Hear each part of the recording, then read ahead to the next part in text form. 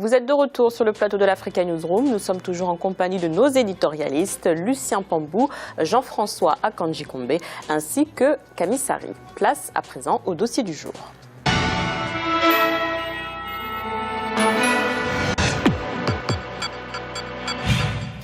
La décennie 2000 coïncide avec l'essor d'un nouveau type de créateurs et d'entrepreneurs qui font du textile africain un élément de promotion de l'identité africaine. À travers le continent, de grands rendez-vous annuels sont organisés pour la promotion de la mode Made in Africa. Chaque année, une vingtaine de Fashion Week ont ainsi lieu en Afrique. Un reportage de Wendiam Valentin Compaoré, notre correspondant Burkina Faso.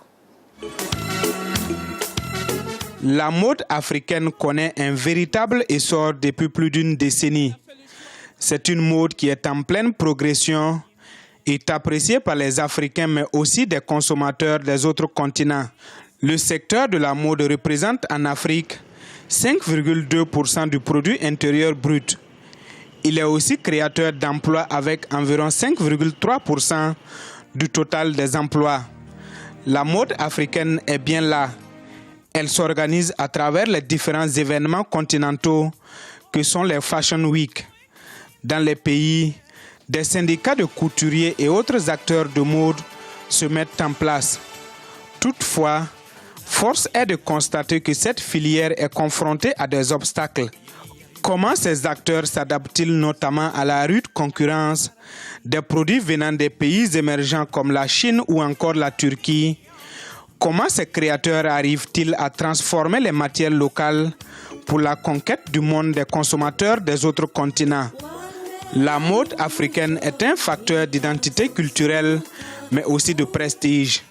Au Burkina Faso, comme un peu partout sur le continent, les stylistes et modélistes se démarquent de par leur créativité et leurs innovations et sont de plus en plus présents dans les grands défilés dédiés à la mode.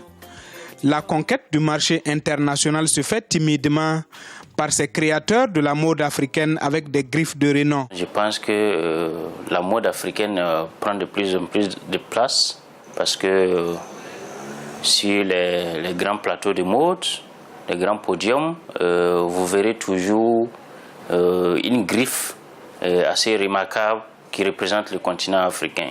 Des griffes comme Pateo, comme Alfadi, comme Gilles Touré, comme François Ier. Les créateurs de modes africains s'illustrent bien dans leurs innovations, tant en couleur qu'en motifs de création. C'est ainsi que des matériaux tels le pain woodin, des tissus en cotonnade, le voile de luxe, le faso d'Anfani, la soie, la guipure ou encore le lin sont utilisés. Et certains ont vite fait le choix de la matière première locale pour sa promotion. J'utilise beaucoup le coton, les matières premières africaines, pour la valorisation de la matière première africaine, et spécialement le coton bio du Burkina Faso. C'est pour un développement durable, et le coton bio c'est doux. Dans la transformation, dans le prêt-à-porter, ça passe mondialement. Dès 1950, certains créateurs font référence à l'Afrique et utilisent le pain. Mais il faut attendre les années 90 pour voir s'ouvrir la créativité noire. C'est ainsi qu'en 1998 au Niger a lieu le premier festival international de la mode africaine. Il est l'œuvre du créateur de mode nigérien Alfadi. Ce festival se veut une manifestation culturelle et économique d'envergure internationale axée sur la mode africaine en lien avec la mode occidentale. Les produits tissés à la main du Burkina. Une seule personne qui consomme ce produit contribue à ce qu'un enfant aille à l'école, à une famille de se nourrir, et dans l'ensemble, c'est le Burkina qui gagne. Si ces créateurs africains de mode connaissent un relatif succès, sur ce parcours, des contraintes se dressent face à eux. Il s'agit de l'invasion du marché africain par des produits étrangers. À titre d'exemple, aujourd'hui, chaque année, 1,5 milliard de mètres de paille en provenance d'Asie sont vendus sur les marchés. Ainsi, pour une chemise chez un créateur africain, il faut débourser en moyenne 35 000 francs CFA contre 1 000 francs CFA pour une chemise chinoise. La concurrence est très rude et c'est pas seulement la concurrence en tant qu'africaine, mais c'est la concurrence qui vient de l'Europe. Et la friperie qui vient de l'Europe, ça nous coupe la tête. Parce que tout ce que nous on va créer, ils vont nous trouver très cher. Une autre difficulté que rencontrent les stylistes africains est aussi et surtout la non-disponibilité de la matière première. Se pose alors la question de la transformation locale des matières premières nécessaires à la confection de ces tissus africains. Car même disponibles, ces tissus restent inaccessibles, hors de prix. Nos matières premières viennent de l'Europe. Même le pain que nous on dit que le pain vient de où? Soit de la Chine, soit de l'Hollande. Le basin vient de où? Le basin vient soit de l'Hollande, soit de l'Allemagne, soit de la Suisse. Vous voyez, à part le faso d'Anfani qu'on essaie de mélanger, qui est fait sur place, même le faso d'Anfani, le pain du faso d'Anfani coûte combien? Le pain même du faso d'Anfani, nous on va dire qu'on peut le consommer sur place, coûte déjà combien? Ça coûte plus cher qu'un pain qui vient de l'Europe. Le secteur de la mode est créateur d'emplois. En effet, la filière textile artisanale burkinabé occupe près de 300 000 artisans qui transforment environ 500 tonnes de coton par an. À cela s'ajoutent d'autres métiers tels que la couture, les tissages, mais aussi le mannequinat. Il faut savoir qu'on ne vit pas du mannequinat parce que c'est un métier, il faut avoir vraiment de la passion. C'est un métier pas vraiment lucratif ici au Burkina. Déjà ici, quand tu dis que tu es dans le domaine de la mode, tu dis non, tu es mannequin, ils vont dire non, voilà, celle-là elle se prostitue, elle n'est pas une fille sérieuse, pourtant ce n'est pas le cas. L'ambition des stylistes africains est aussi de pouvoir s'inspirer des influences locales et globales pour la satisfaction d'une clientèle aussi diverse que diversifiée. La mode burkinabé, pour moi, c'est essayer de m'organiser et transmettre mon expérience aux autres. Et puis que la mode burkinabé aujourd'hui soit portable. Premièrement, c'est le travail bien fait. Deuxièmement, c'est l'identité, notre matière première qui est le coton bio, tissé ici, teint ici, cousu ici au Burkina. Un autre argument qui milite en faveur de la vulgarisation du pain africain, ce sont les éminentes personnalités qui jouent le rôle d'ambassadeurs. On peut citer en exemple le défunt président sud-africain Nelson Mandela qui a décidé de quitter le costume cravate pour ne s'habiller qu'en tissu pain cousu par des Africains. La marque africaine est consommée aussi sur le plan international. Alors ce qu'il faut remarquer, c'est que dans notre univers, on parle rarement de saisons. Hein. Il n'y a pas une collection été, collection automne, collection hiver, contrairement à l'Europe. Mais pour conquérir, par exemple, le monde entier, il faut aller vers cette tendance, être capable de proposer des tenues qui peuvent être facilement vendables en Asie, en Amérique. Le secteur de la mode africaine est en pleine croissance. Et cette croissance doit être accompagnée par des politiques structurelles et non conjoncturelles pour une production et une transformation locale des matières premières.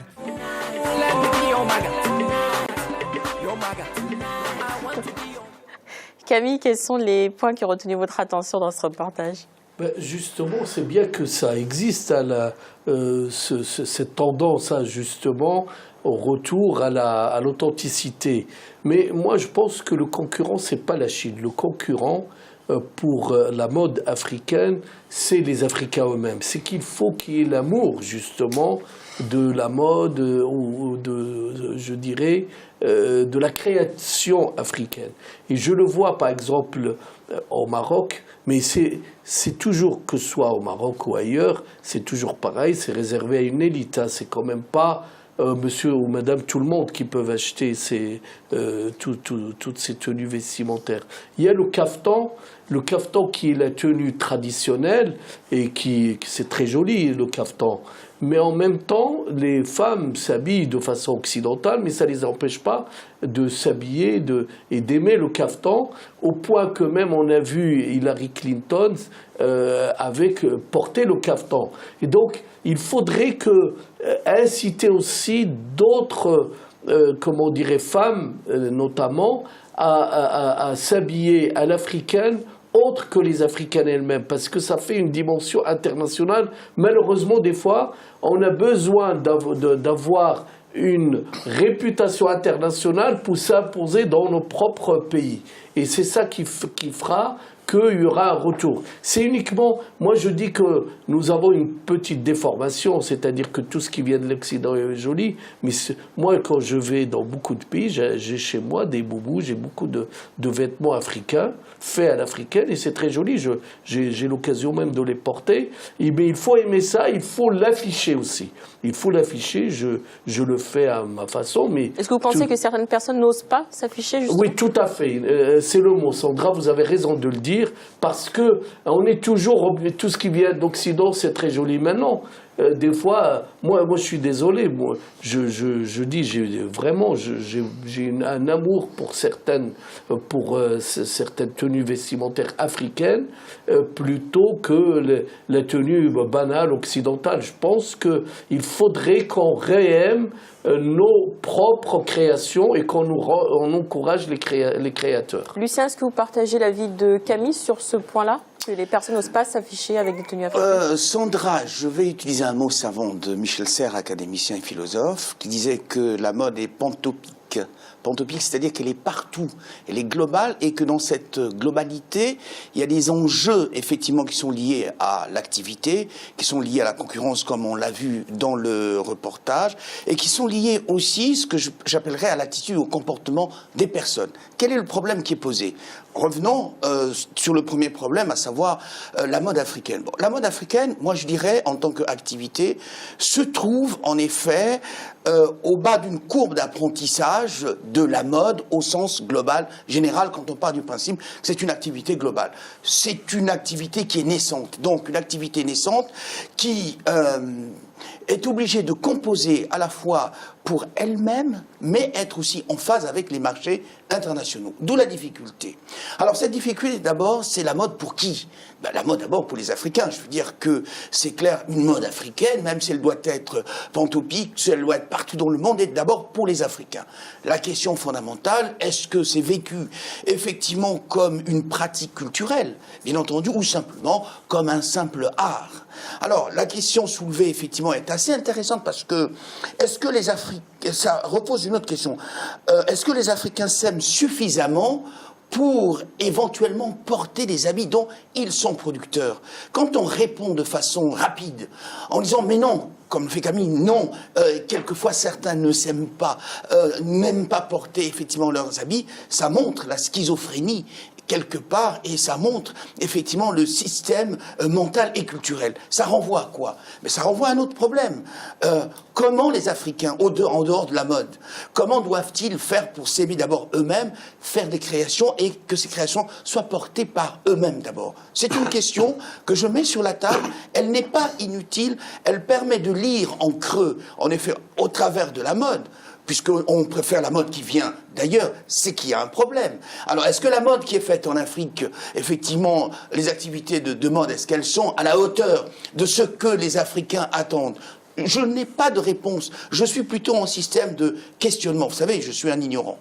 Et vous, personnellement, est-ce que vous mettez des tissus africains dans vos tenues? Oui, tout à fait, bien sûr. J'ai effectivement une collection. Alors, j'ai l'avantage d'être dans ce que j'appellerais un espace universel. C'est-à-dire, non seulement je me contente effectivement pas simplement de mettre des habits congolais, mais je mets des habits sénégalais, je mets des habits d'Afrique de l'Ouest. Partout, je me sens bien dans ce que j'appellerais le costume africain au sens large. Pourquoi je me sens bien? Mais parce que je suis tout simplement africain. Vous êtes un très bon ambassadeur, Lucien. Jean-François, quelle est la place de ces créations dans le portefeuille des consommateurs? À quelle classe ces créateurs s'adressent-ils? Camille a souligné que c'était parfois destiné à une certaine élite. Alors, la question de la classe, vous la posez, c'est une très bonne question. Qui sont les destinataires de cette créativité, de cette inventivité, dont il faut quand même rappeler qu'elle n'est pas toute récente. C'est sans doute depuis les années 80 que les Africains essayent de conquérir le marché mondial, mais la créativité et la mode africaine a toujours été présente. Elle a toujours été présente, y compris dans les empires, les royaumes qui existaient auparavant, et on en arrive à votre question, parce que c'est toujours une affaire d'élite. Lorsque il y avait la création vestimentaire ou la création des habits d'apparat, c'était autour du pouvoir, puis tout autour par cercle concentrique autour du pouvoir. Aujourd'hui, la mode, même dans ce modèle globalisé où nous sommes, reste quand même une affaire d'élite d'abord, parce que c'est à travers l'élite qu'elle va conquérir le marché global, qu'elle va conquérir le marché pour qu'on le retrouve dans le supermarché ou sur le marché. Il faut créer la mode. Et pour créer la mode, et c'est ce que disaient tout à l'heure mes deux amis, il faut trouver des porteurs de cette image-là, ceux qui, aujourd'hui, en faisant le buzz, vont fabriquer la mode, vont créer, vont inciter les jeunes hommes, les jeunes femmes à s'habiller comme elles. Et c'est ça, c'est là que se trouve, je crois, c'est là que le bas blesse en Afrique, parce que quand je parlais tout à l'heure des cultures ancestrales, même nos chefs d'État aujourd'hui, même nos gouvernants, même les chefs d'entreprise, même ceux qui sont dans la culture, l'élite nationale n'est pas férue, est plutôt férue de costumes, cravates, plutôt que d'habits africains. Et je crois que lorsqu'on évoquait tout à l'heure l'exemple d'Hillary Clinton qui a porté un caftan, il a suffi qu'elle porte un caftan pour que Camille en parle sur ce plateau. C'est vous dire combien c'est important. Mais voilà, c'est vous dire combien c'est important. Donc je pense qu'il y a, s'agissant de la mode, pour résumer, deux phénomènes. Il y a d'abord la créativité, cette question du savoir-faire aussi, qui a toujours été en Afrique. C'est pas un problème. Les Africains savent faire, les Africains ont de la créativité. De ce point de vue-là, ils étaient dans une forme d'économie auparavant qui ne supposait pas qu'on exporte. Maintenant, on est dans l'économie globalisée et c'est là que se pose toute la question de la structure économique de la production de la mode. En amont, l'épargne, on nous l'a dit, mais nous le savions déjà, c'est aux Pays-Bas que ça se produit, c'est en Allemagne. En amont, la matière première, et en aval, ensuite, la distribution, la commercialisation, etc. Et en amont et en aval, le bas blesse, et c'est là que se pose le problème de l'économie de la mode à l'africaine. Alors Lucien, vous voulez réagir après Camille? Oui, je voulais dire quelque chose rapidement. Jean-François s'avance un peu. Quand vous regardez les images en Afrique, bon, je regarde mon pays par exemple, le Congo-Brazzaville, Denis Sassou Nguesso s'habille en mode congolais, sa femme aussi, Madame Antoinette. Je regarde la Côte d'Ivoire, Monsieur Gbagbo s'habillait effectivement en tenue ivoirienne, Monsieur Ouattara s'habille en tenue ivoirienne, Kenneth Kaunda de Zambie s'habillait en tenue effectivement traditionnelle. Mobutu Sese Seko, que Dieu ait son âme, s'habillait en abakos, en tenue traditionnelle. Donc, en fait, c'était les ambassadeurs. Et, bon, on a l'habitude de taper un peu sur nos présidents, c'est vrai, mais je pense que nos présidents, sans honte, s'habillent en tenue traditionnelle. Le problème, c'est pas... Alors là, je rejoins ce que disait Jean-François, il faudrait que ce soit l'ensemble de la population qui s'approprie le tissu, le vêtement africain. Que ce soit de temps en temps les chefs d'État, bon... Les chefs d'État ont aussi des obligations et on voit bien, quand on regarde les pays d'Afrique de l'Ouest, la plupart des chefs d'État, quand ils viennent en Europe, ils viennent avec leur grand boubou, il n'y a pas de problème. Mais quand ils vont aux réceptions, ils sont en boubou ou pas? Oui, mais voilà, ils vont avec leur grand boubou. Prenez M. Ibeka par exemple, il n'y a pas de problème, surtout en Afrique de l'Ouest. Les choses sont un peu plus tendues en Afrique centrale, mais en Afrique de l'Ouest, il n'y a pas de problème d'appropriation sociologique du vêtement, mais pas simplement les chefs d'État, il faudrait que ce soit l'ensemble de la population. Oui, justement. Bon. De toute façon, il y a une déconnexion entre les deux. C'est-à-dire que tous les cadres, les ministres, etc., quand ils viennent en Europe ou ailleurs, ils viennent avec costume, cravate. Et tout le monde, plus ou moins, consciemment ou inconsciemment, pense que les chefs d'État, c'est normal, ils sont dans une représentation, etc. Et on le voit cette dichotomie. Moi, je voulais revenir sur un autre point, c'est qu'il faut qu'on considère la mode comme un instrument aussi de promotion de l'Afrique, à la fois sur le plan culturel et aussi sur le plan touristique, parce que les gens qui voient, il faut aussi multiplier, encourager, et ça demande des aides, des financements, une volonté politique. Il faut encourager des défilés de mode à l'étranger, c'est-à-dire en dehors de l'Afrique, pas pour convaincre seulement les non-africains de porter le boubou, etc., mais ou toutes les tenues, les belles tenues qu'on a vues. Regardez là, ce qu'on a vu ici dans les images, ça donne envie de visiter l'Afrique. Mais justement, ça donnera envie à beaucoup de femmes, d'hommes, de se dire, tiens, ça vaut le coup, c'est un pays où il y a une diversité culturelle. Je pense qu'il faut que ce soit vraiment à une activité culturelle, que ce soit assimilé à une activité culturelle et touristique. Jean-François, qu'est-ce qui vous fait sourire ? Non, rien ne me fait sourire. Simplement, j'avais juste un message à lancer. C'est que, en dehors de tous les cercles que nous imaginons là, il y a un cercle qui a une très grande importance en Afrique, le cercle des sapeurs. Au Congo, on connaît ça. Au Congo, on connaît ça. Alors, plutôt qu'il nous parle de Gianfranco Ferré, il ferait bien de s'inspirer de ça, et ils seraient les meilleurs ambassadeurs de la mode africaine. C'est juste ce à quoi je pensais pendant que Camille était en train de parler. Qu'est-ce qui manque à ces créateurs, justement, pour que leur création s'exporte à l'étranger, en dehors des frontières du continent ? Sandra, la mode est une activité qui est quasiment fortement capitalistique. Je m'explique, pas autant que construire par exemple une industrie pour exploiter les minerais, hein. C'est pas ce que je veux dire. Mais disons qu'il nécessite énormément, allez, on va parler simplement des sous, de l'argent. De l'argent, d'abord, pour les tissus, d'abord, premièrement. Ensuite, 2, la création des ateliers. 3, recruter, former les gens. 4, les filières de distribution se battent pour installer la mode dans les différents magasins dans le monde. Et ça nécessite effectivement des tikouns, c'est-à-dire des hommes d'affaires qui accompagnent justement les créateurs. Regardez par exemple en France ici. Bon, monsieur Bernard Arnault, effectivement, est à la tête d'un empire de luxe, mais finance d'une certaine manière un certain nombre de créateurs, de stylistes.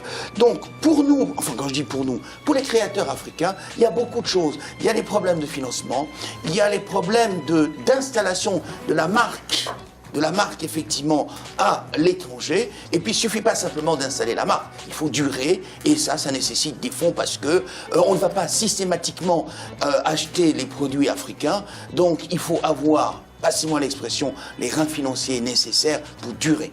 Merci messieurs pour ces analyses, je vois que vous êtes de fins connaisseurs en mode. L'Africa Newsroom continue après la pause à suivre notre volet économique. À tout de suite.